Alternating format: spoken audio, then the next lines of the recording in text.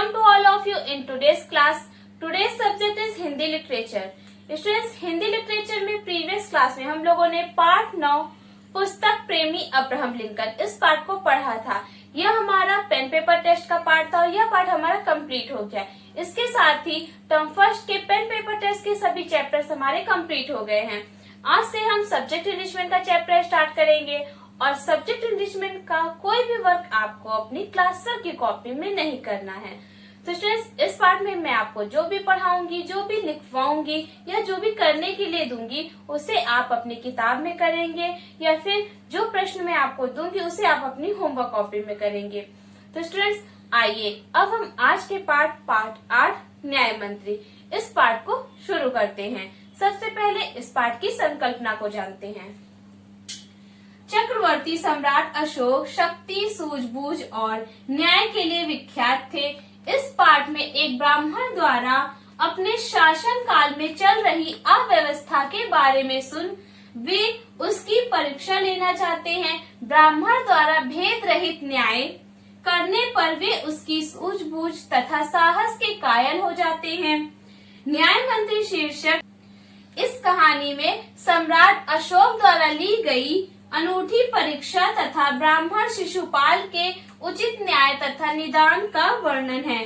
तो इस कहानी में हम पढ़ेंगे कि किस प्रकार सम्राट अशोक ने ब्राह्मण शिशुपाल की परीक्षा ली और उन्होंने क्या निदान बताया, उनकी परीक्षा का क्या फल हुआ। तो आइए अब हम इस कहानी को पढ़ते हैं। So students, open your Hindi literature book and open the page number 44। संध्या का समय था, चारों ओर अंधकार फैल चुका था। ऐसे में किसी ने घर का दरवाजा खटखटाया। कौन है? ब्राह्मण शिशुपाल ने दरवाजा खोलते हुए पूछा। एक परदेसी, बाहर से आवाज आई। क्या मुझे रात काटने के लिए स्थान मिल जाएगा? शिशुपाल ने दरवाजा खोला। उनके सामने एक नवयुवक खड़ा था। उन्होंने मुस्कुराकर कहा, यह मेरा सौभाग्य है। अतिथि के चरणों से यह घर पवित्र हो जाएगा। आइए पधारिए। तो स्टूडेंट्स, शाम का समय था। एक ब्राह्मण थे शिशुपाल, उनके घर पर किसी ने दस्तक दी, किसी ने खटखटाया।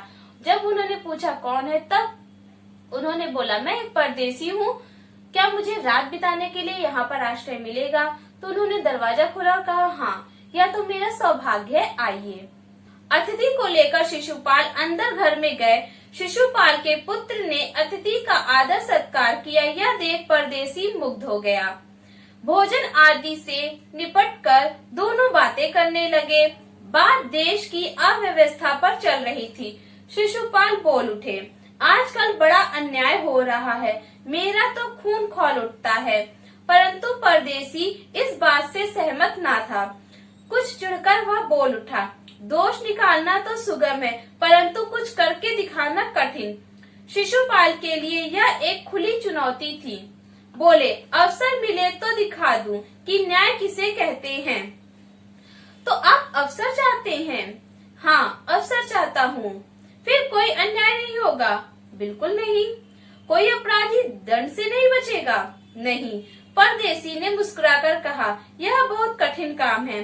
ब्राह्मण के लिए कुछ भी कठिन नहीं, मैं न्याय का डंका बजाकर दिखा दूंगा। परदेसी के मुख पर धीरे से मुस्कुराहट आई और चली गई। इसके बाद भी उनकी बातें चलती रही। कुछ देर बाद वे सो गए। तो स्टूडेंट्स, जब अतिथि घर के अंदर आते हैं तो उनके पुत्र यानी शिशुपाल के पुत्र उनका स्वागत करते हैं। भोजन से निपटकर वे दोनों आपस में बातें करने लगते हैं और बात देश की शासन व्यवस्था पर होती है। तो उस समय शिशुपाल कहते हैं, आजकल बहुत ज्यादा अन्याय हो रहा है, और इस बात से वह परदेसी बहुत ही चिढ़ जाता है और कहता है, कहना अलग बात है, करके दिखाना अलग बात। तब इस पर शिशुपाल कहते हैं, अगर मुझे अवसर मिलेगा तो मैं अपने न्याय का डंका बजाकर दिखा दूंगा, यानी कि मैं यह साबित कर दूंगा कि मैं कैसे न्याय कर सकता हूँ, मैं किसी के साथ अन्याय नहीं करूंगा। इस पर वे दोनों बातें करते हैं और इसके बाद बातें करते करते वे सो जाते हैं। सुबह उठकर परदेसी ने शिशुपाल को धन्यवाद देकर उनसे विदा ली। कुछ दिनों बाद शिशुपाल का घर पूछते पूछते कुछ सिपाही आए और उनसे दरबार में चलने के लिए निवेदन किया। शिशुपाल सहम गए। वे यह नहीं समझ सके कि सम्राट ने उन्हें क्यों बुलाया है। कहीं उस परदेसी ने तो सम्राट से झूठी सच्ची शिकायत नहीं कर दी। यह सोचते सोचते वे सिपाहियों के साथ चल पड़े। इस दिन सुबह उठकर वह परदेसी शिशुपाल को धन्यवाद देकर चला जाता है। कुछ दिनों के बाद कुछ सिपाही शिशुपाल का घर पूछते पूछते आते हैं और फिर उसे कहते हैं कि आपको महाराज ने बुलाया है। यह सुनकर शिशुपाल थोड़े से डर जाते हैं, कहीं वह जो परदेसी आया था उसने जाकर मेरी कोई झूठी सच्ची शिकायत तो नहीं कर दी। और यह सोचते सोचते वह सिपाहियों के साथ चले जाते हैं। आइए जानते हैं इसके आगे क्या हुआ।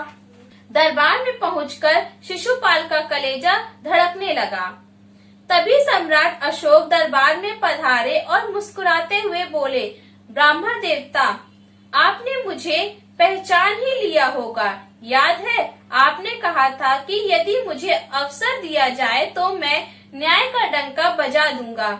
मैं आपको अवसर देना चाहता हूँ, आप तैयार हैं?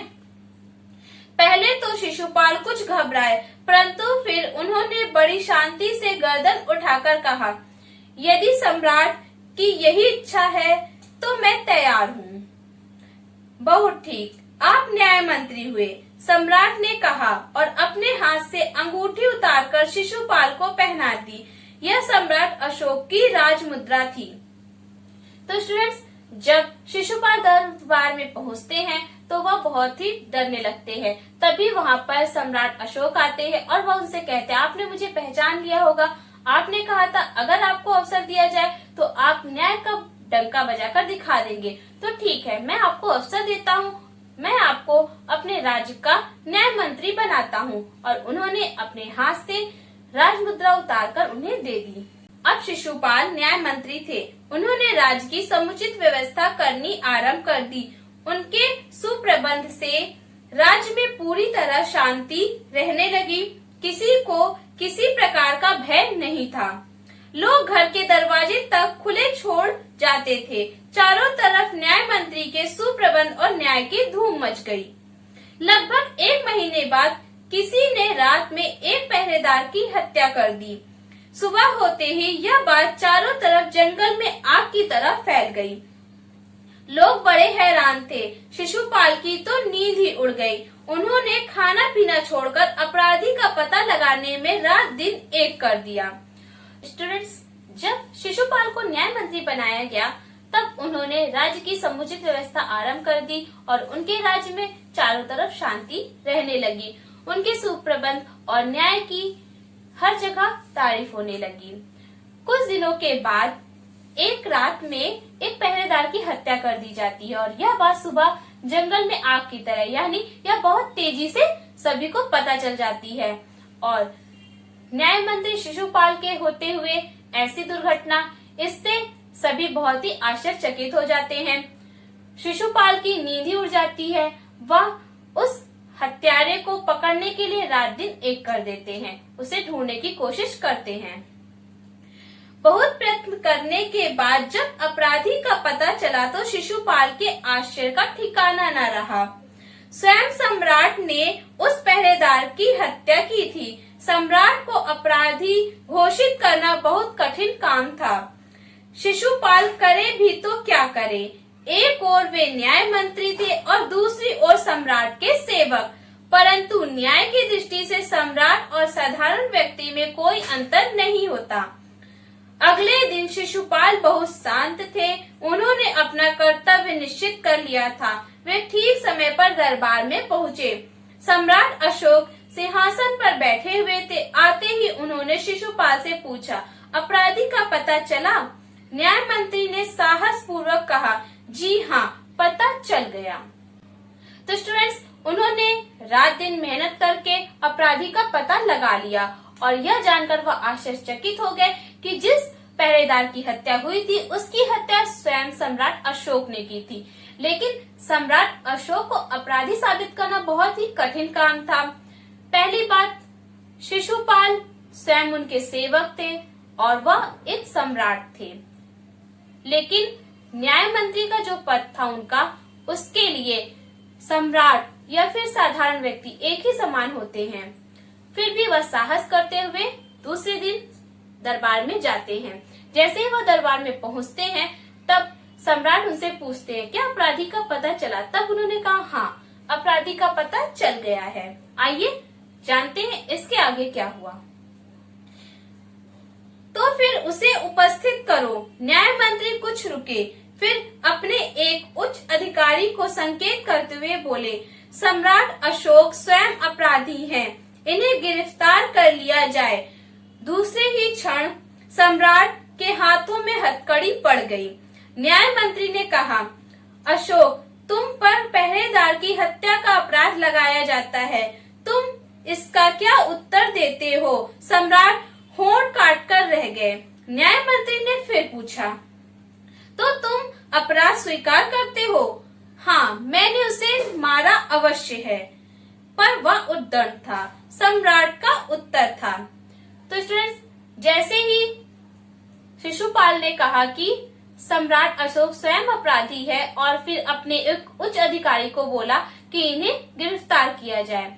इसके बाद अधिकारी उन्हें गिरफ्तार कर लेते हैं। तब सम्राट अशोक से शिशुपाल पूछते हैं, तुम पर पहरेदार की हत्या का आरोप लगाया जाता है, क्या तुम इसे स्वीकार करते हो? तब वह कुछ नहीं बोलते हैं। तो वो कहते हैं इसका मतलब है कि तुमने ही हत्या की है। तब वह कहते हैं हाँ, मैंने उसे अवश्य मारा, लेकिन वह उद्दंड था। उद्दंड का अर्थ होता है वह बदमाश था, यानी शरारत करता था। वह उद्दंड था या नहीं, तुमने एक राज कर्मचारी की हत्या की है, तुम अपराधी हो, तुम्हें मृत्युदंड दिया जाता है। न्याय मंत्री ने निर्णय दिया। तो स्टूडेंट्स, सम्राट अशोक का उत्तर सुनने के बाद शिशुपाल कहते हैं वह उद्दंड था या नहीं, लेकिन वह एक राज कर्मचारी था और तुमने उसकी हत्या की है, इसलिए तुम अपराधी हो और तुम्हें मृत्युदंड दिया जाता है। सारी सभा में सन्नाटा छा गया। कोई कल्पना भी नहीं कर सकता था कि सम्राट को अपराधी घोषित कर दंडित भी किया जा सकता है। न्याय मंत्री का निर्णय सुन सम्राट ने सिर झुका लिया। वे शिशुपाल की परीक्षा लेना चाहते थे। शिशुपाल अपनी परीक्षा में सफल हो गए थे। सम्राट का हृदय ऐसे व्यक्ति को पाकर गदगद हो रहा था। तो जब शिशुपाल ने उन्हें दंडित किया तो यह देखकर सारी सभा में सन्नाटा छा गया। सभी बहुत ही शांत हो गए कि क्या सम्राट को भी दंडित किया जा सकता है। लेकिन यह सब देखकर सम्राट अशोक बहुत ही खुश हो गए, क्योंकि वह एक ऐसे व्यक्ति को पाकर बहुत ही खुश थे जिनके लिए न्याय सर्वोपरि था। तभी न्याय मंत्री का संकेत पाकर एक कर्मचारी सम्राट अशोक की सोने की मूर्ति लेकर उपस्थित हो गया। न्याय मंत्री ने खड़े होकर कहा, सज्जनों, यह सच है कि मैं न्याय मंत्री हूँ। यह भी सच है कि अपराधी को दंड मिलना चाहिए, परंतु अपराधी और कोई नहीं, स्वयं सम्राट हैं। शास्त्रों में राजा को ईश्वर का रूप माना गया है, इसीलिए उसे ईश्वर ही दंड दे सकता है। अतएव मैं आज्ञा देता हूँ कि सम्राट को चेतावनी देकर छोड़ दिया जाए और उनके स्थान पर इस सोने की मूर्ति को फांसी पर लटका दिया जाए, जिससे लोगों को शिक्षा मिले। न्याय मंत्री का न्याय सुन सभी उनकी जय जयकार करने लगे। जब सब लोग चले गए तो शिशुपाल ने राजमुद्रा सम्राट अशोक के सामने रख दी और बोले, महाराज, यह राजमुद्रा वापस ले ले, मुझसे यह बोझ नहीं उठाया जाएगा। अशोक ने सम्मान भरी दृष्टि से उनकी ओर देखते हुए गदगद कंठ से कहा, आपने मेरी आंखें खोल दी हैं, आपका साहस प्रशंसनीय है। यह भार आपके अतिरिक्त और कोई नहीं उठा सकता। न्याय मंत्री निरुत्तर हो गए। तो स्टूडेंट्स, जब उन्होंने फैसला सुनाया, इससे सभी बहुत ही आश्चर्यचकित हो जाते हैं। इसके दूसरे ही क्षण वह एक कर्मचारी को इशारा करते हैं और वह कर्मचारी सोने की मूर्ति लेकर आता है और वह मूर्ति सम्राट अशोक की होती है। तब वह सभा में उपस्थित सभी लोगों से कहते हैं कि यह सत्य बात है कि मैं न्याय मंत्री हूँ और मुझे न्याय करना है और अपराधी स्वयं सम्राट हैं। लेकिन शास्त्रों में सम्राट को यानी राजा को ईश्वर का रूप कहा गया है, तो ईश्वर को स्वयं ईश्वर ही दंड दे सकते हैं। इसीलिए इस सोने की मूर्ति को फांसी पर लटकाया जाए। स्टूडेंट्स, न्याय मंत्री की बात को सुनकर सभी बहुत ही प्रसन्न हो जाते हैं और उनके न्याय की प्रशंसा चारों ओर फैल गई। तो स्टूडेंट्स, देखा आपने किस प्रकार शिशुपाल ने अपने न्याय को साबित किया कि वह एक सही निर्णय ले सकते हैं। सम्राट अशोक शिशुपाल को पाकर बहुत ही प्रसन्न थे। जब शिशुपाल ने कहा कि मैं यह भार नहीं उठा सकता, यानी मैं न्याय मंत्री अब नहीं बन सकता, मैं यह कार्य अब नहीं कर पाऊंगा, तब उन्होंने कहा कि यह कार्य आपके सिवा दूसरा और कोई नहीं कर सकता, क्योंकि सम्राट अशोक ने उनके न्याय की परीक्षा ली और उसमें वह पूरी तरह से सफल हुए। तो स्टूडेंट्स, यह थी हमारी कहानी। आई होप आपको यह कहानी समझ में आ गई होगी कि किस प्रकार शिशुपाल ने अपने न्याय को साबित किया और उन्होंने एक सही निर्णय दिया। और इस पाठ से हमें क्या शिक्षा प्राप्त होती है? इस पाठ से हमें शिक्षा प्राप्त होती है कि कोई भी व्यक्ति क्यों ना हो, अगर उसने अपराध किया है तो उसे दंड अवश्य मिलना चाहिए, चाहे वह सम्राट ही क्यों ना हो। तो स्टूडेंट्स, पाठ को पढ़ने के बाद अब आते हैं हम क्लास वर्क पर। स्टूडेंट्स, क्लास वर्क में आपको अपनी किताब में पेज नंबर 50 पर जो अभ्यास प्रश्न दिया गया है उसे करना है। इसमें आपको बहुविकल्पीय प्रश्न तथा मौखिक प्रश्नों के उत्तर अपनी किताब में करना है। This is your today's class. तो स्टूडेंट्स, क्लास वर्क के बाद अब आते हैं हम होमवर्क पर। होमवर्क में आपको पेज नंबर 49 पर जो कठिन शब्दार्थ दिए गए हैं इन्हें याद करना है और याद करके अपनी होमवर्क कॉपी में राइट करना है। This is your today's homework.